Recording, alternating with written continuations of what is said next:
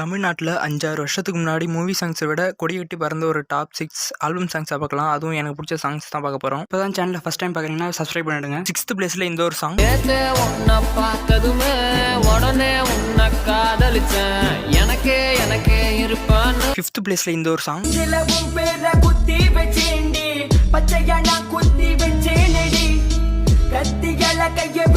4th பிளேஸில் இந்த ஒரு சாங்.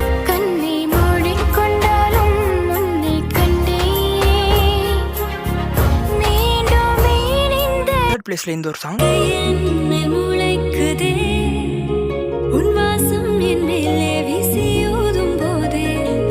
2nd பிளேஸில் இந்த ஒரு சாங்.